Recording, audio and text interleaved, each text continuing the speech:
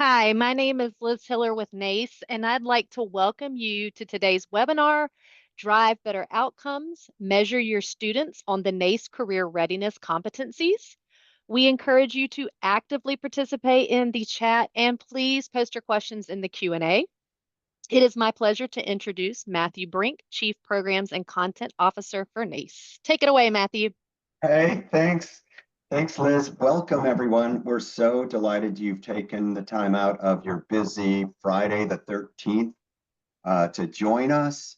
And we're delighted to spend some time with you talking about career readiness.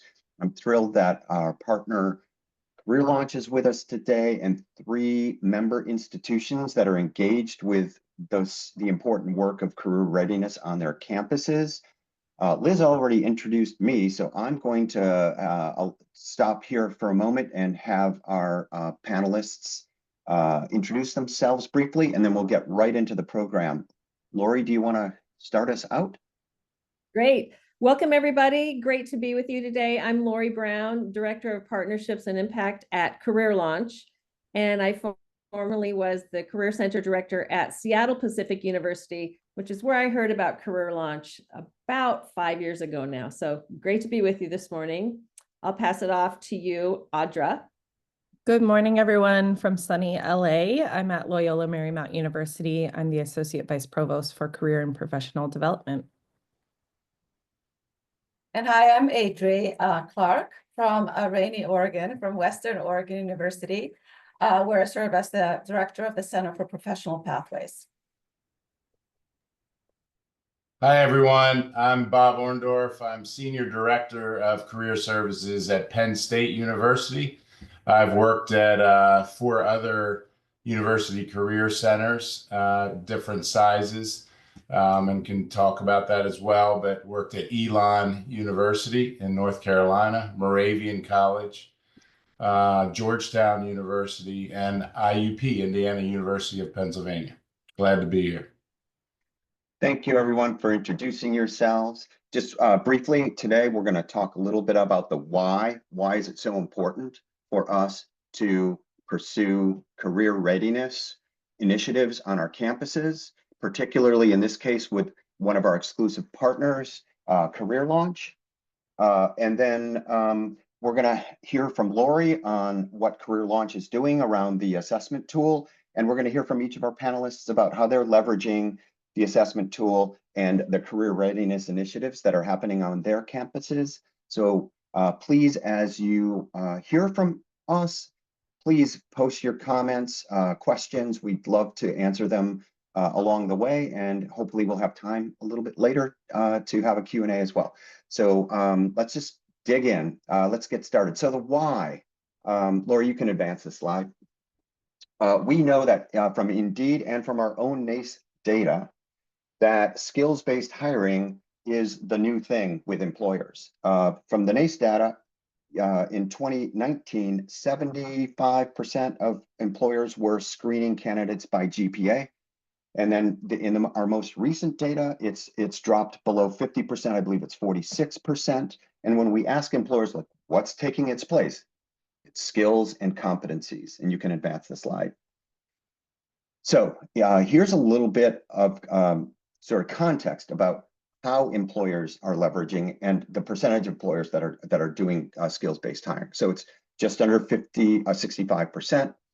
And the frequency in which they're doing it is spread across always at 14%, most of the time a little under 40%, and about half the time at 20%, and then sometimes and never not quite as much. So you can see that this trend is really taking traction here.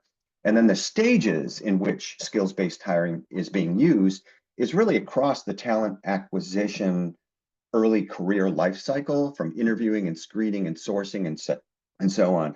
So the message here is that higher education, rightly so, is implementing competencies across their campuses. And we view competencies as sort of an umbrella that includes like knowledge, behaviors, skills, work attitude, et cetera. And so part of that skills foundation is so important to be nurtured within the campus community and the student cohort. And you can advance the slide. And so just very briefly, these are the competencies, the NACE 8. They were developed in 2015 and launched at that time. They were aspirational in nature, and it was the kind of the start of the NACE career readiness journey. And you can advance the slide. And then a few years later, in 2020, we revised the competencies and included evidence-based behaviors that we field tested very rigorously. And we identified these are not inclusive of all the behaviors, but samples of behaviors that were helpful to practitioners in the field. And here's just one example of critical thinking. You can advance the slide. And what's really interesting is when we survey employers, we ask them about the attributes they seek most. There's a bunch of them here. I want to draw your attention to the top 3: problem solving, ability to work in teams, and communication skills, particularly written, as really high priorities among others.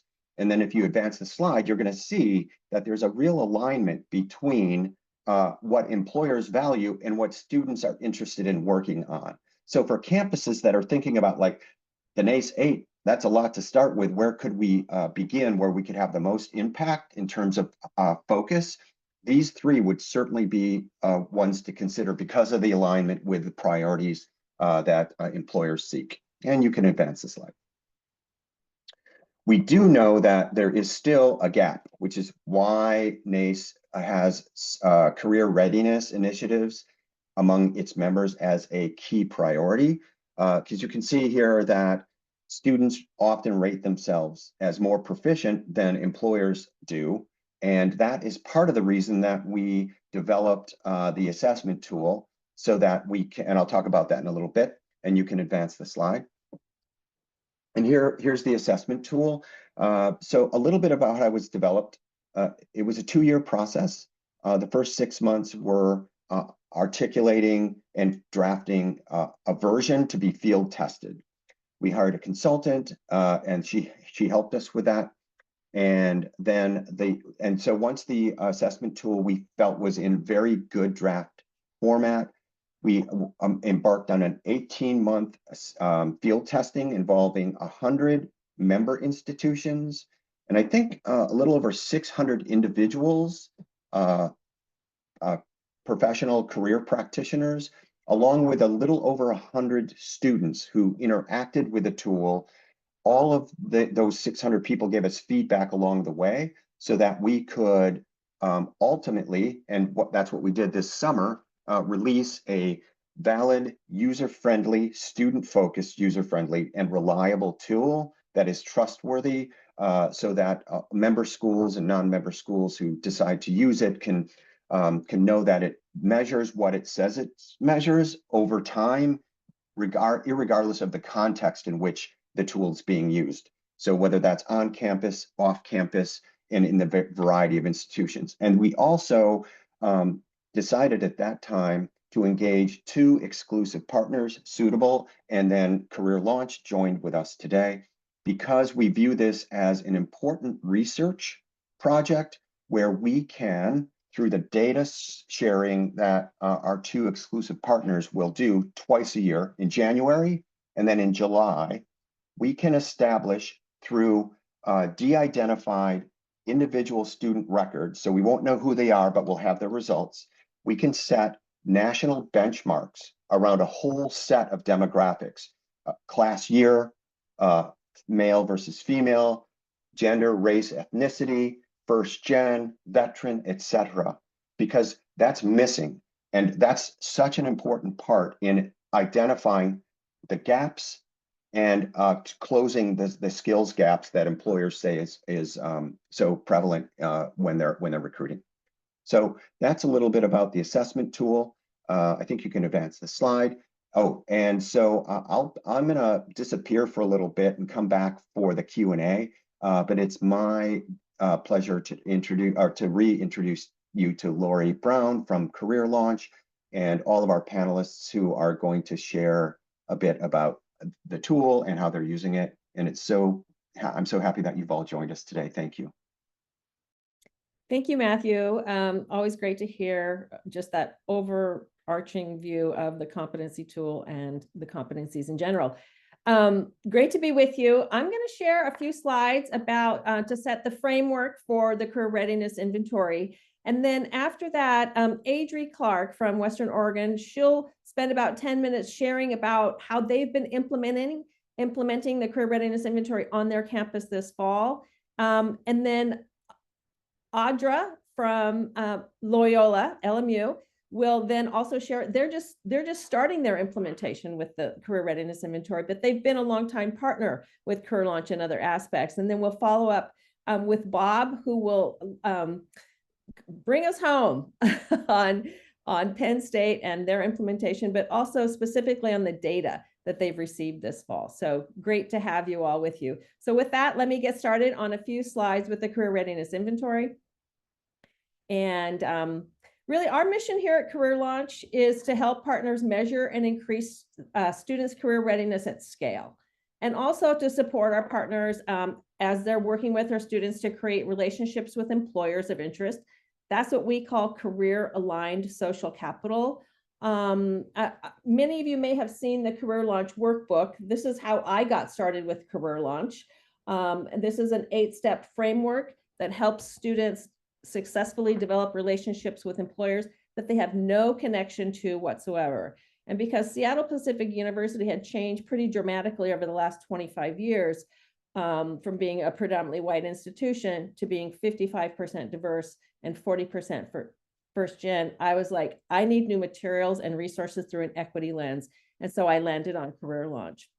This is also something that Audra at LMU has been working on and implementing with her students there. But our materials will work with any level of student, any age of student, and its materials are especially helpful for students with few to no employment connections.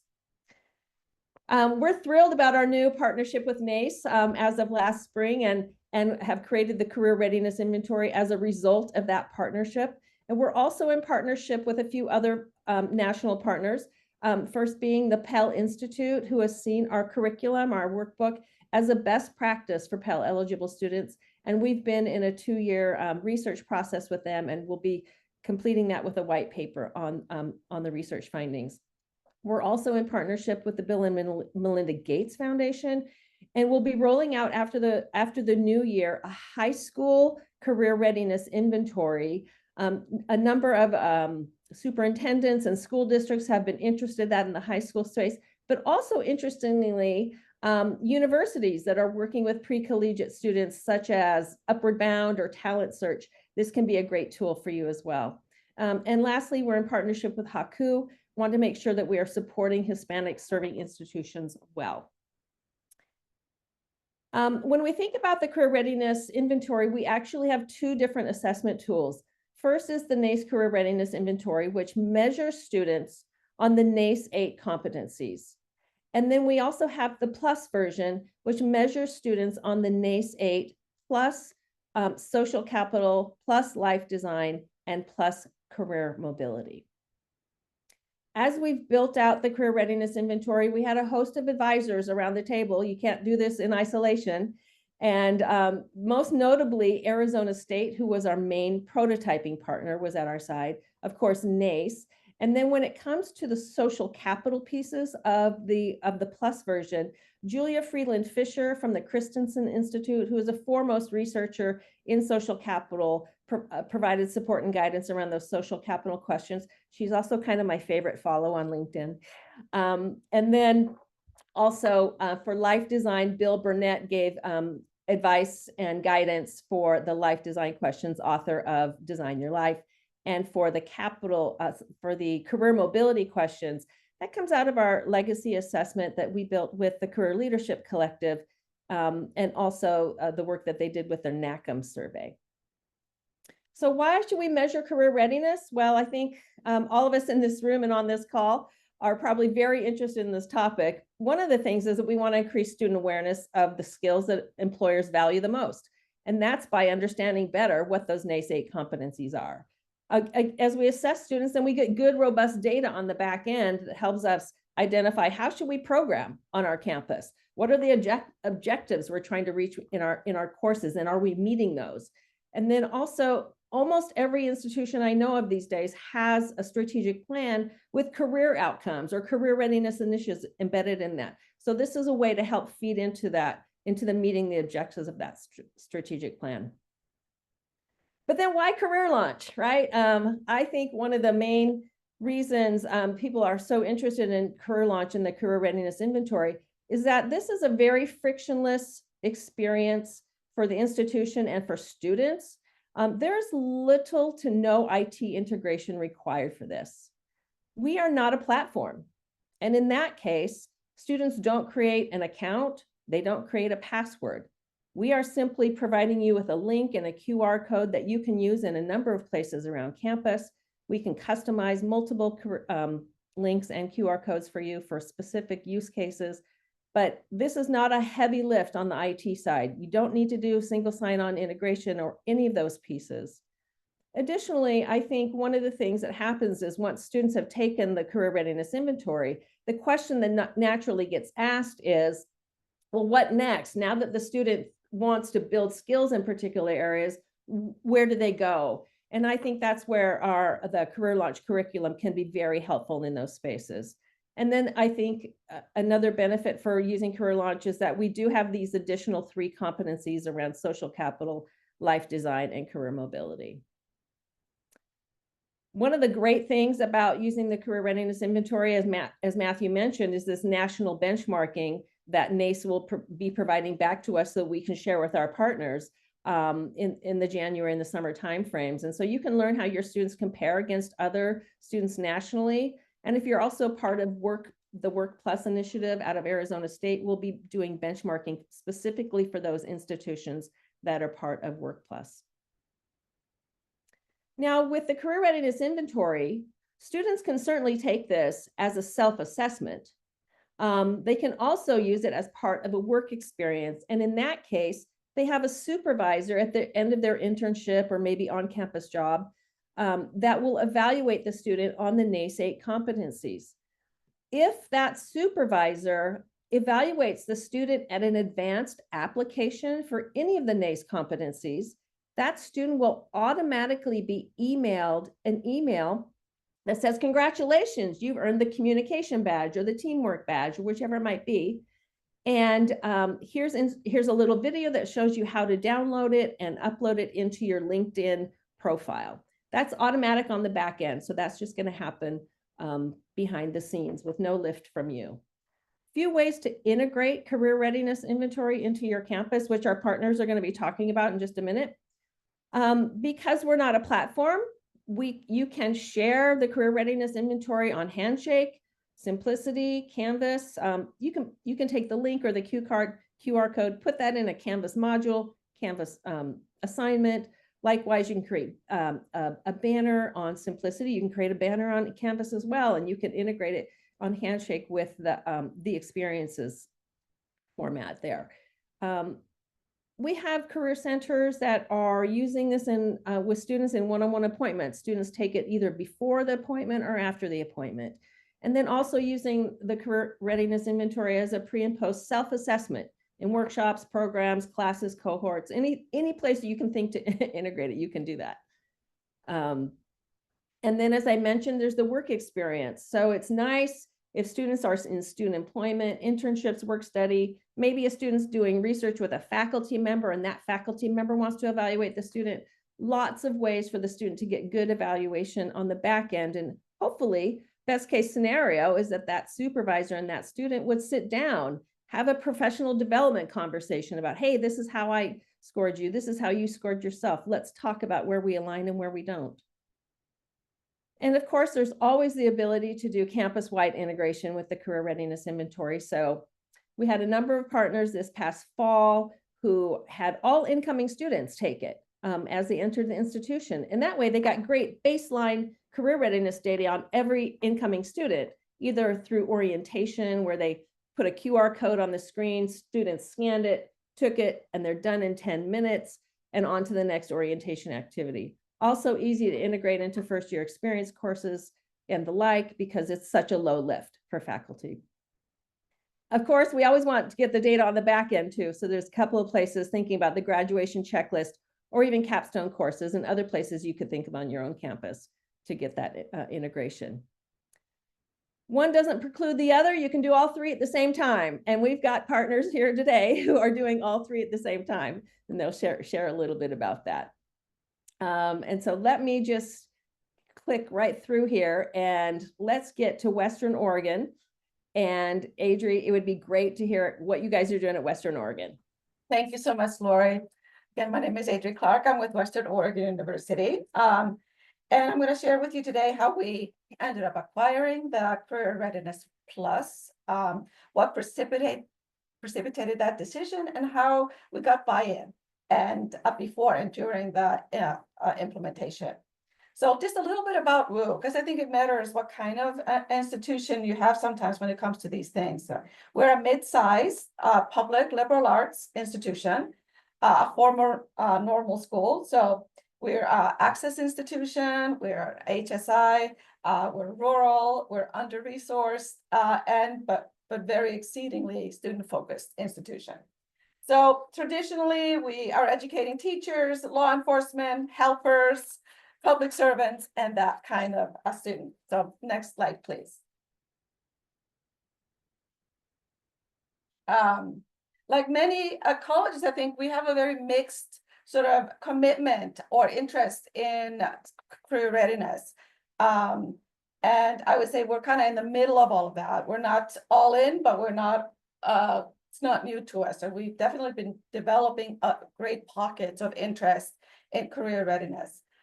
We've been very fortunate to have been granted opportunities to build ecosystems around career readiness where it can grow and be seen as essential to learner success on campus. We were the members of the first cohort of the American Council on Education Learner Success Lab, which was focused on career readiness, life design, and persistence and completion. And we're now in our first year of a Title III grant that's partially focused on career readiness. Next one, please. So a little bit more about these strategic initiatives and kind of how they're guiding us.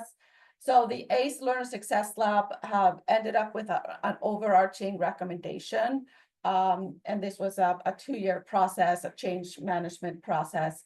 And the final outcome was build career readiness and life design into curricular and co-curricular programs to make social mobility available to all students. And so that created a great team of people who then became part of this Title III grant, the career readiness portion of that, to improve career readiness through career and life design integration into curricula. And the Title V grant is very kind of organized. The first year is all about measuring certain pilots that will help you get to career readiness and to persistence and completion. And so what this has also done is, because we've kind of created this community around career readiness, we had a few of our sort of believers part of the strategic plan. So we have a brand new strategic plan, which resulted in a vision now for enhancing career and social mobility for students. So that's a real aspiration. I wouldn't say we're there, but it's definitely an aspiration that's wonderful. So this all happened, if you feel like maybe there's a lot of change in your campus right now, this all happened during a complete overhaul, complete change in our top leadership. So I think it's a good example of how sometimes it's good to have things happen sort of bottom up, because we have the team that's very committed, even as we're changing leadership. So I think this all got us really ripe with for a tool such as the Career Readiness Plus. And I feel like it really will help us accomplish both of these sort of kind of outcomes that we're looking for. So when our office, the Career Center, came across the Zero Plus earlier this year, we thought it would be a great way to provide sort of data-driven tool to provide sort of a plug and play for faculty and supervisors for integrating career readiness, and to educate students and campus about career readiness. So if you would go to the next one, please.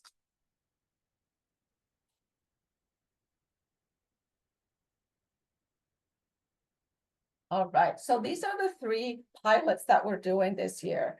It'll go into about the middle of fall next year. So we're in the middle of these right now, and they're all using the Career Readiness Plus in different ways. So the first one is focused on assessing and teaching career readiness through courses and programs, and encouraging some career readiness curriculum and reflection to integrate into learning. So this is really helping faculty to do pre and post and think about how can they add maybe a little bit of curriculum, even if it's just a reflection.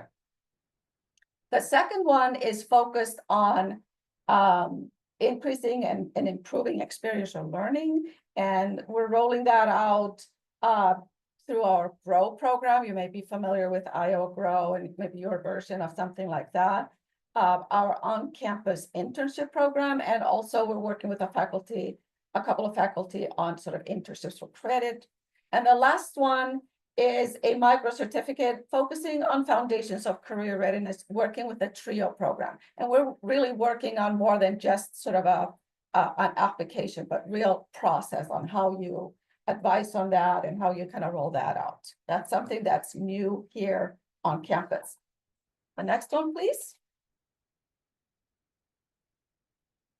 Oh, I think we're missing one. Maybe not. Okay. So just a little bit about how we rolled this out. So since we're focusing on career readiness sort of through the curriculum, we really rolled out this assessment through faculty. It's very faculty driven, and we really hope to develop a comfort and credibility with integrating career readiness into the curriculum. And our goal is to integrate this tool into academics and build evidence for how beneficial this tool can be for faculty. So faculty are demonstrating how assignments such as reflections can be built into the courses and to help students be aware of the competencies they're gaining in their academics. So yeah, maybe I took out one slide, but that's okay. So let's go to the one that has the testimonials from students. So what are the outcomes so far? We've done this assessment now with 5 courses so far, and we have a lot of data, and we have sort of the data in the form that the CR Plus kind of demonstrates it, and somebody else is going to show really how that looks. But I thought I'd show a little bit of information on how our students are experiencing this assessment. And what are the outcomes so far in terms of what how is it impacting students? So these are some quotes from first year seminar course in exercise science, and so I thought it was interesting to see these reflections after their second administration of the instrument. And I think it shows what they're taking away from this instrument, and that it's more. This is really more than just about data, and it shows the importance of including kind of reflections and real dialogue around what the students are learning. For example, there's one student who said their first data or their first results were higher than their second results, even though they'd had a lot of sort of curriculum through the class around career readiness. And it was because they understood more what was being asked. What are these concepts? And how do they understand themselves or have more awareness of themselves now after taking this assessment a couple of times? So I think it's interesting to just think about that these are real people who are grappling with these. And I thought it was really wonderful to see students use concepts such as career mobility, social capital, which is something they don't use in normal conversation. These are fairly high concepts for them to be using, and I thought that was just great for them to really understand how important this is and how they're setting goals for themselves in the future to develop that. So our last slide. So kind of exciting for us is that the faculty who are developing or who are working with us on the Title III Career Readiness team are very excited about this, but they also thought it would be really helpful and make it extra worthwhile for them if they could come away with a publication. So we're doing a research project in spring using the Career Readiness Plus. So it's just a nice extra incentive for faculty, and might even bring in a couple of more faculty who might be really interested in being participating in this. And it really provides further evidence for value and relevance for WU, I think. So we're using the inventory to measure effectiveness of career readiness curriculum or assignments pre and post.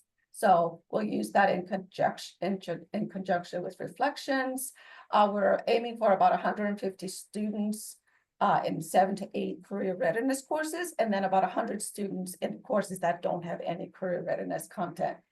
And we're working with Career Launch, and all throughout, I want to say, throughout this whole process, Career Launch has been extremely helpful and receptive to every suggestion we've provided, but specifically in order to use this assessment in research and to get through IRB, we've had to change a couple of little things, like changing, there's an identifier, and Career Launch usually uses email for that, which is fine when it's just in a course, but we have to kind of change that a little bit to remove and to make it more confidential. So that's how we're doing. Thanks, Adri. Appreciate you sharing all the ways that you're implementing the inventory across your campus. I'll toss it over to you now, Audra from LMU. Great, thank you so much. I'll share a little bit of context about our institution first, similar to Adri. We are a mid-size institution, about 10,000 students, 7,000 are undergraduates.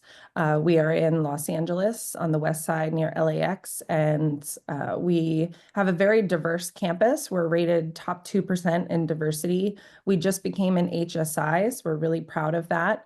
Moving beyond 25% of Hispanic or Latina students. And we are liberal arts and we are Catholic Jesuit, but we are a private institution as part of the AJCU, American Jesuit Association of Jesuit Colleges and Universities.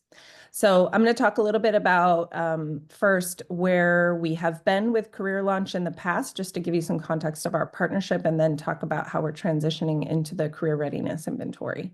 Lori, if you want to go to the next slide.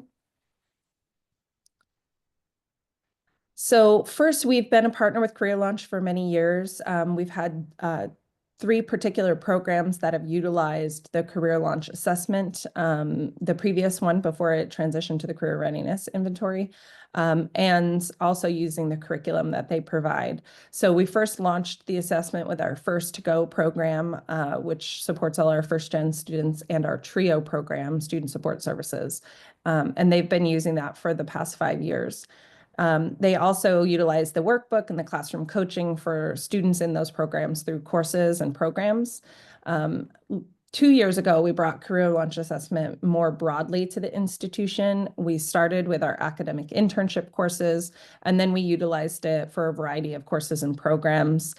This year, rolling it out through our orientation class for all first-year students. We've trained facilitators in all of these programs and my own department, Career and Professional Development.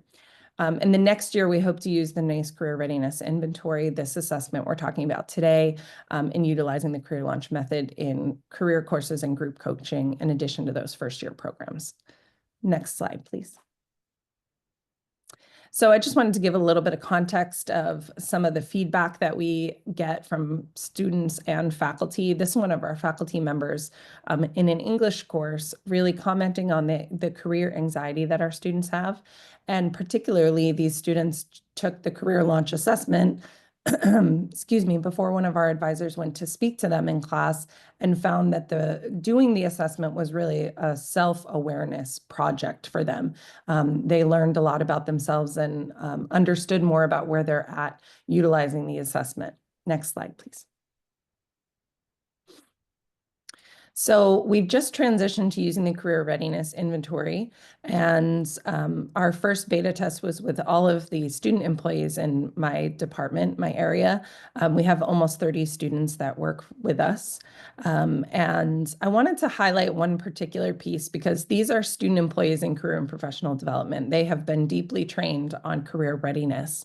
And many of them are scoring particularly high on a lot of the different components in the inventory. But within the area of proactively reaching out or having career conversations, asking for introductions, this is a highlight of one of our students who took this assessment, who's actually a non-traditional student. He's Latino mixed race. He is a veteran, and he's an older student, so he's also a parent. And even with the training we have provided, he really learned through the inventory and then the follow-up assessment from his supervisor, areas in which he needed to target to learn and increase his skill level in career readiness.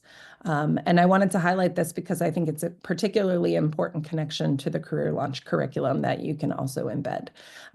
So through this, our initial assessment is we really need to utilize the curriculum to teach career conversation pieces. How do you make those introductions? How do you build your network?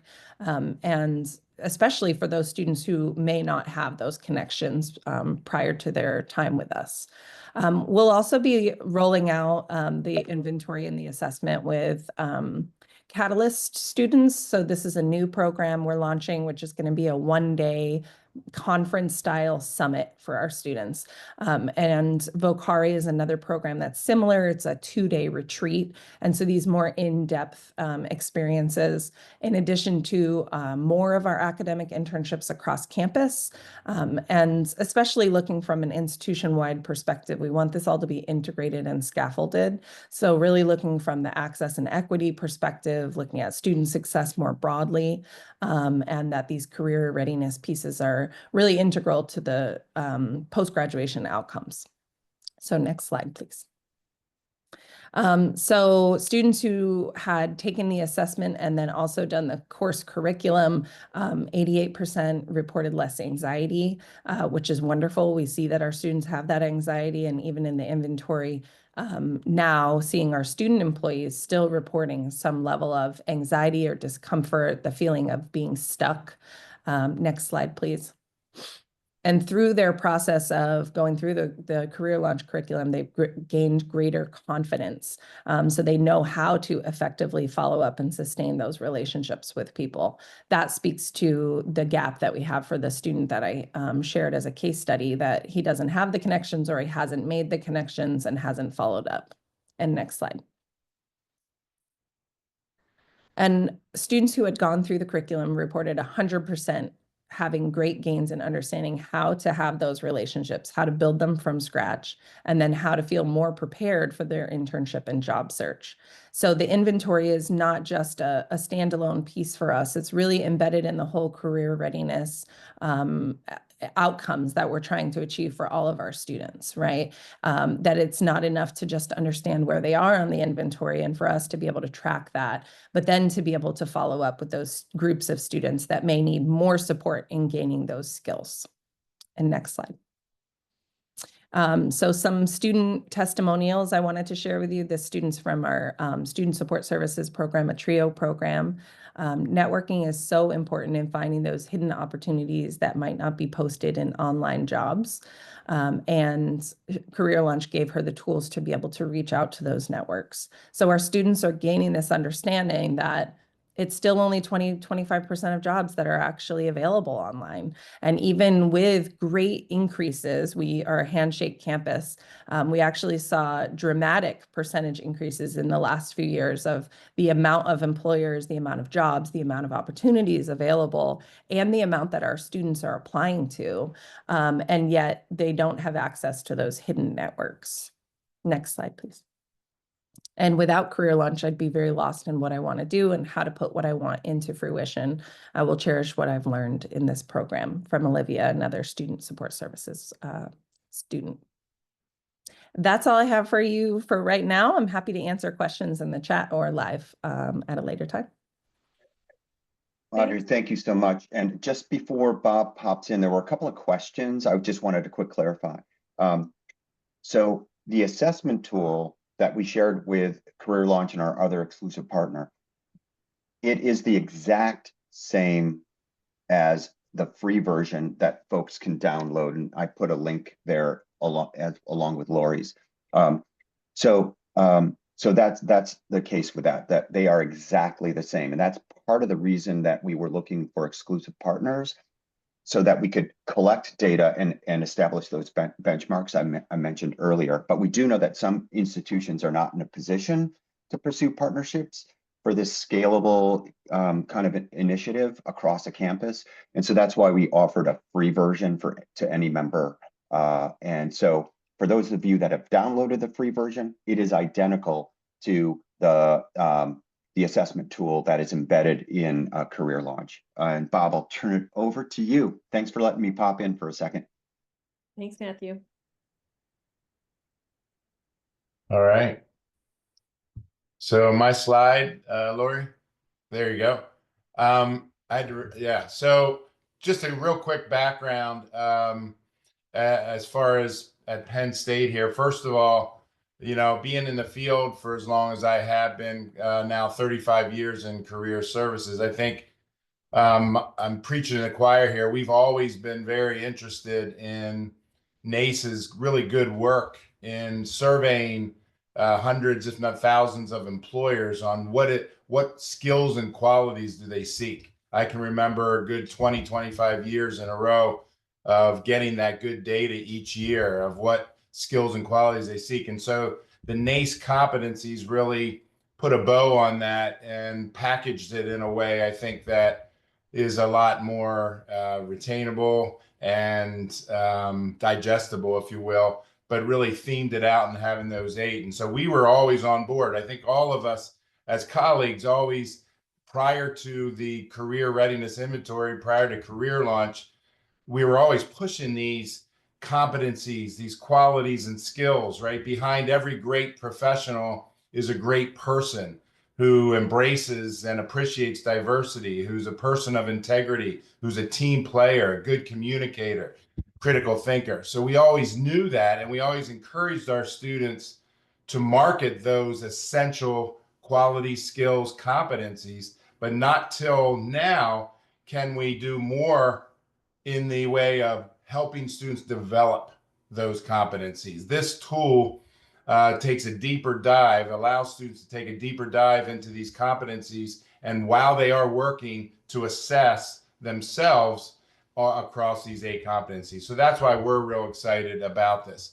So we're all about, our vision is to infuse career readiness into the mainstream, and what's the mainstream? Our academic experience, first year seminars you see there. We're all about wanting to train the trainers. We want our career services team to really be the hub, to be the consultants, if you will, or the concierge to this. But we know that if it lives only within our building, within our career center, we're not going to have a lot of widespread impact across the campus. So we need to take it out to where the students live. The internship, student employment example, pre-post. If you ask me, is there an intervention where we get the most impact from Career Readiness Inventory and Career Launch? I think it's the student employment, internship, that hands-on experience, to have the supervisor, as Lori pointed out, rate the students on their communication skills, their critical thinking skills, their equity inclusion, alongside of the students rating themselves, is powerful. To see that gap, to have dialogue as to why that gap exists, is so critically important. And I think the model with the most teeth is when we can encourage supervisors of these experiences to do a pre and a post, halfway through the internship, for example, to rate the students on those 8 competencies, talk to the students on how they can develop further on those competencies, the remaining part of the internship. And then at the end, once again, to have the employers, the supervisors rate the students to see if there was growth. And this is the intentionality we want. We don't want the students just to sprint through the internship and then move on to the next experience. We want that deep reflection and really shaping and developing those competencies. All right, go ahead, Lori. Thank you. So we really have 3 main partners, if you will, our Penn State partners in academic colleges. More of the colleges now are joining on board, but these are several that have worked with us. We're a big multi-campus university. We have 19 other undergraduate campuses and then 4 or 5 special mission campuses across the state of Pennsylvania. And so these are 4 that are engaging in our pilot this year. We just started in the fall, like many of you did. And then we have some student affairs units, our recreation sports, our intramural sports. They have a ton of student employees, as does our hub, our student union. They have a ton of student employees, and they're having their student employees do a pre-post and having their supervisors rate them. Go ahead, Lori, please. So in addition to that, boy, work study. We are partnered very tightly with Carla Glisson, who heads up work study, federal work study at Penn State. And she is instituting in the supervisor's guide. So if you're a supervisor getting some really inexpensive work from our student workers, you are obligated now to do the pre-post and to really give good feedback on these competencies. So she's starting to integrate that right within that experience. And we think the equity and inclusion cornerstone of this that Lori spoke to, so many of our student worker or our work study students who have to work, who have to maybe have a couple jobs, and they're not as privileged to get that full-fledged internship, right, in 2 semesters and whatnot. We want to enrich the work experience that they're getting so that they can be developing these all as essential competencies. Go ahead, Lori. So here's our inventory. So this is, this is, again, compliments and hats off to career launch people. Lori and the group, I've said it before, they embody the competencies. That's why we really value our partnership with them. And we asked them, boy, could you put together a little slide deck for us that we could take to our administration? Boom, they provided it to us within a week or so. So here's what it is. So let's go ahead and take a look at this. So first and foremost, we'd like to, I know we're not alone here. We want to see how do our first gen students stack up with all other students. And so we're able to do a breakdown of first gen to academic. Go ahead, Lori. I want to keep moving so we have time for the Q&A. Ethnicity and gender breakdown. So all the demographics, we're able to do that through this inventory.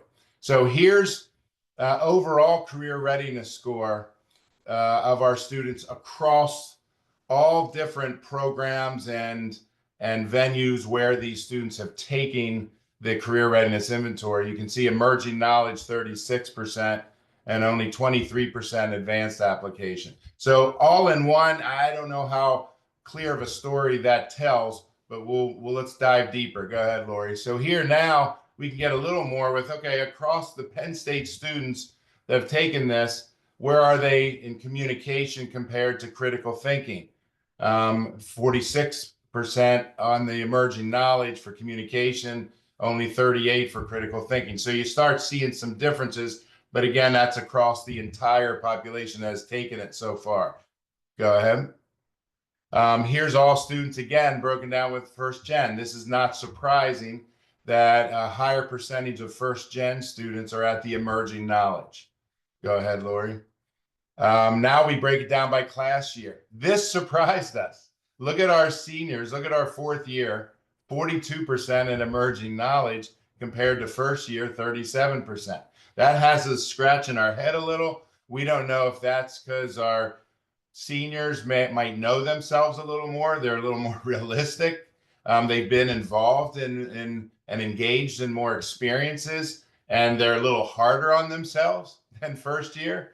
And is first year gauging how they did in high school. Remember, when students are rating themselves, I see this. I don't know if this is accurate, if others feel the same way, but aren't we really talking about self-efficacy? This is how well do students see themselves communicating? How strong of a team player do they see themselves? How effective do they see themselves as a critical thinker? And so it's interesting to see those differences. Okay, Lori.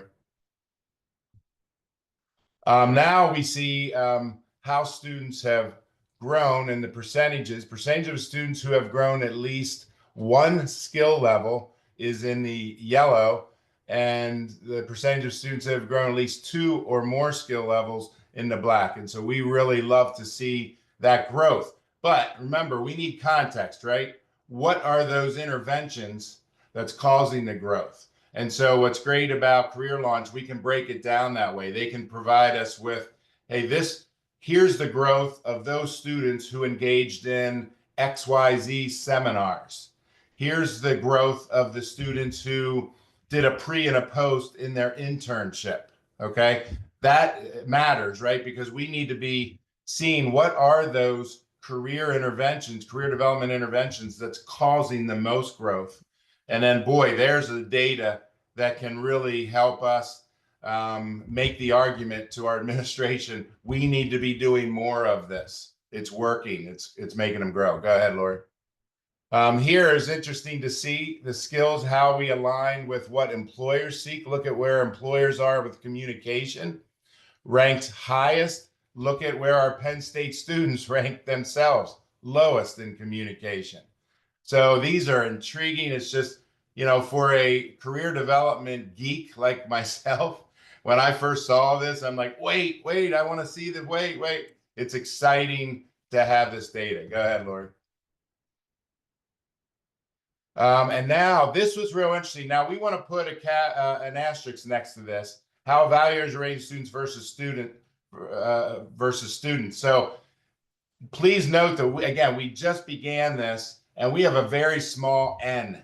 I think it's around 15 or 17, right? Evaluators. So let's put an asterisk next to this. But we were shocked, even if it's 15, that the evaluators rated our students 80% advanced. Our own students rated themselves only 27%. So I think and that worries us. What did our students, how are the students marketing themselves in interviews if they see themselves really low as a communication skills and low in critical thinking? Is that how they're marketing themselves on resumes and interviews? So we want to hold on this till we get more data. But if this trend continues, we have some work to do in communicating to our students. You're being too hard on yourself here, kind of thing. Go ahead, Lori. And then we asked this. This is the great thing about our partnership. I said, oh, I love that last slide, but could you break it down by competency? And sure enough, I think within the day, good old Jen and Axel and whoever else Lori has working got it back to us. And now we can break it down. How neat is this to see per competency? Where do the supervisors rate our students per competency, and where do the students rate themselves? All right, go ahead, Lori. I know we're running low on time. So here you go. 100% of the evaluators said they would hire the student again. Look here again, 13% of students rank themselves higher than their evaluators. 67% rank them lower. Go ahead, Lori. I think that might be it. Yeah. So anyway, we're thrilled with where we are right now. We're just beginning, and to get that preliminary data just entices us to just want to stay on this train and take it for a long time here. Thank you. Wonderful. Thank you all for sharing those examples. And Bob, the data you shared around the observers versus the students' evaluations is a real, even though the N is small, it's a real indicator and points to our collective community's commitment to closing the skills gap, right? So when we can collect this data and see where the gaps are, and when students are rating themselves lower than the observer, there's rich opportunity to have meaningful conversations about why that kind of dynamic exists for that particular student. And at the national level, we'll have data that we can share with lawmakers, the public at large, the media around this skills gap dynamic and what's actually happening on the ground. And so we're very excited about that. We do have time for just a couple of questions to respond to. One of them is directed toward Lori, and that is, how do students experience the inventory results when they take it more than once? Can they see, like, you know, one report versus the other and the gaps? Like, what's that about, Lori? Yeah, great question. So when the student completes the career readiness inventory, they will immediately have access to an online webpage report that's personalized just for themselves. And they'll be able to see their results. They'll see that immediately when they click submit. And then we will also email them that webpage report for that particular student. So the student will always have that online webpage report. Now, every time the student takes the inventory, because they could take it multiple times, and we hope that they do, every time that they take it, those new results are uploaded into that student's online webpage report. So they can see every time they've taken, and then they'll see trends over time for themselves as well. That's fantastic. Yeah, I love the fact that that's part of how you built the system. There was also a question about demographics. Can they add demographics? And before you answer that, I do want everybody to know that we co-created a demographic sort of intake form with Career Launch and our other partner, so that schools that are using the system or the assessment tool will know sort of what year, what their major, and all the other demographics, which will be really rich data to kind of pinpoint points in time and types of experiences and profiles or personas of students and how they are advancing and where there are areas for development and where they're excelling, which I think is exceptionally helpful to determine sort of how different practices and experiences are impacting the students' ability to hone their competencies, so that schools will know what their high impact practices are compared to those that might need some further refinement and development, which I think is really essential, because it's a data-driven, research-based approach to the whole enterprise of career services, all the partnerships that are happening on campus, and where there are ways for the community to come together to improve on some of the practices. And I think that leads to institutions really advancing their level of effectiveness, like institutional effectiveness as a whole, and the impact they have on students' career journeys and their transition from college to career. Oh my gosh, we're at time. This flew by. Audrey and Bob and Lori, thank you so much for sharing so generously your initial work in this important space. Thank you so much for joining us today, everybody who was on the call. We hope you have wonderful, wonderful holidays.